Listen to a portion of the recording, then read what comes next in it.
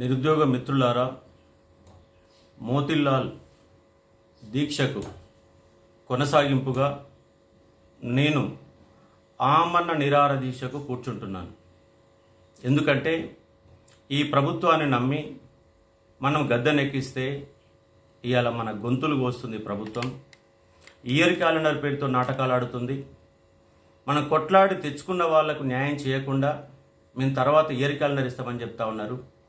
Group 2, 3 పోస్టులు పెంచే వరకు, గ్రూప్ 1లో 1:100 ఇచ్చే వరకు, మెగా డిఎస్సి వేసే వరకు, వేసి ఆ తేదీలలో మార్పులు చేసే వరకు, దాంతోపాటుగా రోడ్డు మీద తిరుగుతున్నటువంటి గురుకులాలకి జీవో నెంబర్ 46 బాధితులకు న్యాయం చేసే వరకు అశోక్ సార్ నా ప్రాణాలు పన్నంగా పెట్టి, ఎందుకంటే పోయినసారి నన్ను ఆగం చేసి దీక్ష విరింపజేశాడు బల్మూరు వెంకట్. ఇవాళ ఈ నిరుద్యోగుల తరపున మాట్లాడుతున్నాడు బల్మూరు వెంకట్. ఇవాళ ఆయన ఆగమవుతూ విద్యార్థులను ఆగం చేస్తూ ఇంత దుర్మార్గంగా ఈ ప్రభుత్వం వ్యవహరిస్తూ ఉంది. కాబట్టి నేను ఆమరణ నిరాహార దీక్ష చేస్తూ ఉన్నాను. అలాగే రేపు 4వ తారీఖు నాడు నిరుద్యోగులు తలపెట్టిన హైదరాబాద్ టీఎస్పీఎస్సీ ముట్టడికి నా సంపూర్ణ మద్దతు తెలుపుతా ఉన్నాను. ఆల్రెడీ విద్యార్థులు 4వ తారీఖు నాడు తెలంగాణ పబ్లిక్ సర్వీస్ కమిషన్ని ముట్టడించాలని నిర్ణయించారు. వాళ్ళ ముట్టడికి నేను ఒక ఉద్యమ నేతగా సంపూర్ణ మద్దతు తెలుపుతా ఉన్నాను.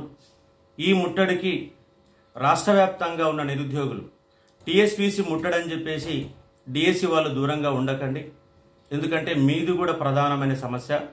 అందరూ కలిసి టీఎస్పీసీని ముట్టడిలో బలంగా పాల్గొనండి. మీ అందరికీ నేను సంపూర్ణ మద్దతు తెలుపుతున్నాను.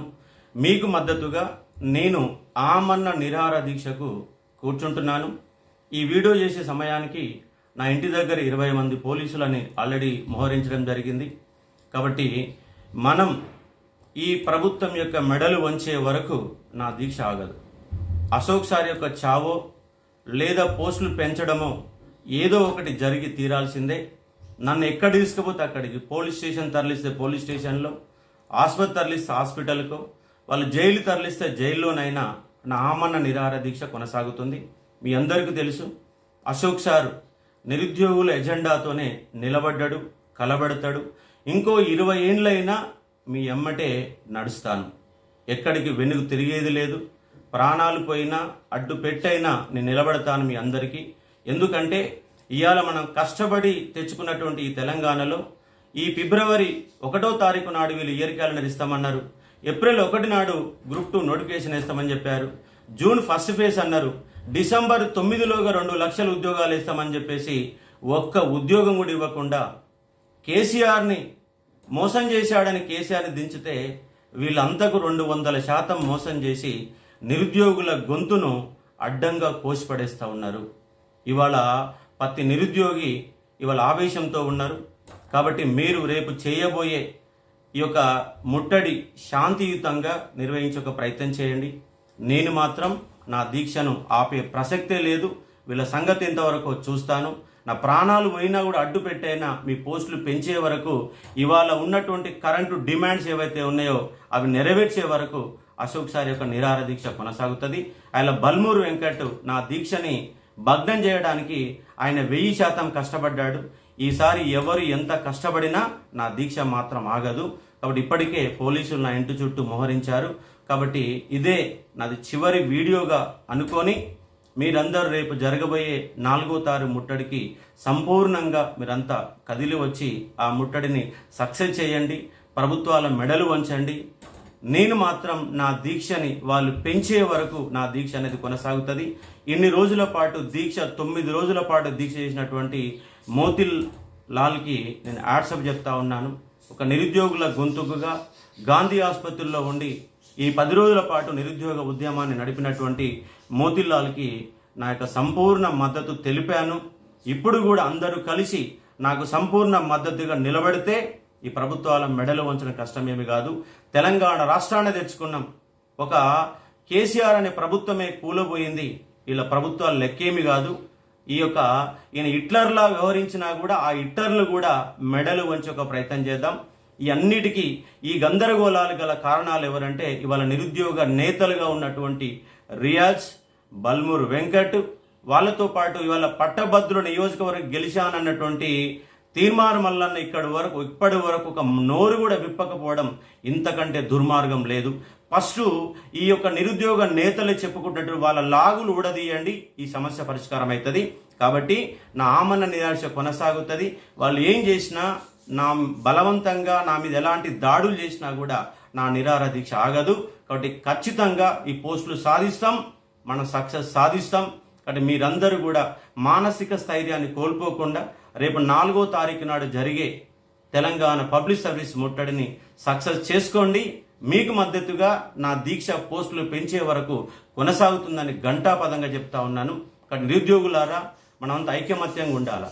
మన మధ్యలో ఐకమత్యం లేని కారణంగానే ఇలాంటి దురావస్థ ఏర్పడుతుంది. కాబట్టి మన మధ్య చిన్న చిన్న పొరపత్యాలు ఉన్నా, మీరు ఎవరైతే ఉద్యమ నేతలుగా ఉన్నారో, ఆర్టిస్ట్ క్రాస్ రోడ్లో ఉన్నారో, మీరు ఉద్యమాన్ని నడపాలని, అలాగే బీజేవైఎం మొన్న తెలంగాణ పబ్లిక్ సర్వీస్ ముట్టడిని చాలా సక్సెస్గా చేశారు.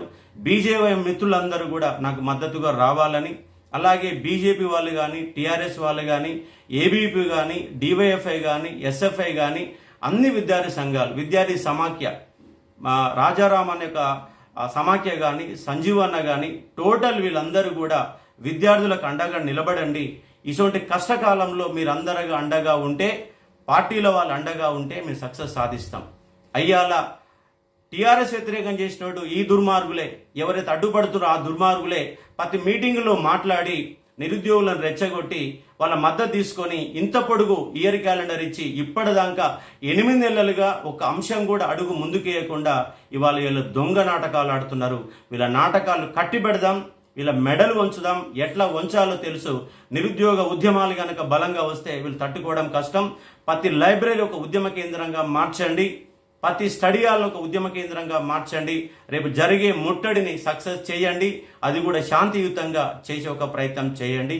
ఎందుకంటే చాలా జాగ్రత్తగా ఉండాలి. ఇటువంటి సమయంలోనే విద్యార్థులు మానసిక స్థైర్యంతో ఆగమాగం కాకుండా శాంతియుతంగా మన పోరాటాలు చేస్తే దేశానికి స్వాతంత్రం తెచ్చుకున్నాం. మహాత్మా గాంధీ స్ఫూర్తితో ఆయన ఎన్నోసార్లు నిరాహార దీక్ష చేశాడు. నా నిరాహార దీక్షలు నా ప్రాణాలు పన్నంగా పెట్టి నేను గాంధీ మార్గంలో ఎన్నిసార్లు నిరాహార దీక్ష చేస్తాను, ఈ ప్రభుత్వాలకి మెడలు వంచుతాను. అశోక్ సారి ఎజెండా నిరుద్యోగుల అజెండే, సొంత ఎజెండా అంటూ ఏమి లేదు, రాజకీయ అవసరాలు ఏమీ లేవు. కాబట్టి నిరుద్యోగుల ఎజెండాగా, ఎందుకంటే ఈ అంశంలో నాకు మందకృష్ణ మాదిగ స్ఫూర్తి. ఎందుకంటే 1994 నుంచి ఆయన ఇవాల్టి కూడా ఆ జెండాని వదిలిపెట్టకుండా ఆ రిజర్వేషన్ కోసం కొట్లాడుతున్నాడు.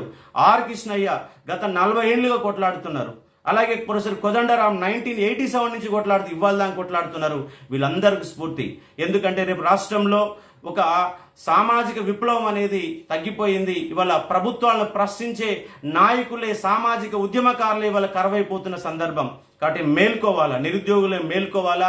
మనమే ఈ సామాజిక ఉద్యమాలు నడపాలా, ప్రభుత్వాల మెడలు వంచాలా.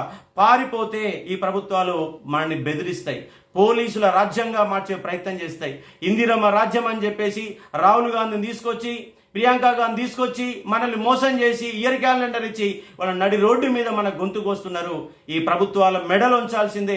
భయపడితే పారిపోతే ఈ ప్రభుత్వాలు ఇలాగే మనల్ని ఆగం చేస్తాయి.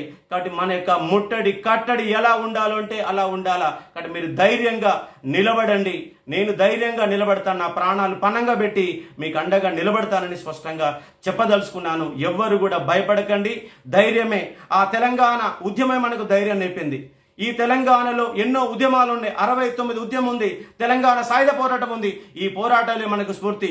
తెలంగాణ ఉద్యమాన్ని అనువనువున చదివినటువంటి విద్యార్థులం, ఉద్యమ పోరాటాలు నేర్చుకున్న వాళ్ళం. ఈ ప్రభుత్వాల మెడలు వంచడం మనకు పెద్ద కష్టమేమి కాదన్న అంశాన్ని ఇక్కడ మీరు గుర్తుపెట్టుకొని ఈ ఉద్యమాన్ని మరింత ముందు తీసుకుపోవడంలో భాగంగా మోతీలాల్ దీక్షకు మద్దతుగా ఆయన దీక్షను నేను కొనసాగిస్తున్నాను. ఎందుకంటే మననే చేస్తే అశోక్ సార్ స్వయం ప్రయోజన కోసం చేస్తున్న ఒక మాట వస్తుంది. అందుకే మోతీలాల్ దీక్ష ఎంతవరకు కొనసాగుతుందా ఆయనకు ధైర్యం చెప్తూనే నేను నిలబడ్డాను, అండగా నిలబడ్డాను, మద్దతు నిలబడ్డాను. 5 సార్లు ఆసుపత్రికి పోయాను, గంట సేపు అతనితో మాట్లాడాను. కాబట్టి ఇవాళ అదే స్ఫూర్తితో నేను ఇలా దీక్షని కొనసాగిస్తున్నా. దీక్ష ఎంతవరకు పోయినా పర్వాలేదు, కంపల్సరీగా నా దీక్ష సక్సెస్ అవుతుంది. మీ పోస్టులు పెరుగుతాయి, కంపల్సరీ గ్రూప్ 2, 3 పోస్టులు పెరుగుతాయి, డిఎస్సి పోస్టులు పెరుగుతాయి, టైం వస్తుంది. అలాగే గ్రూప్ 1 1:100 వస్తుంది.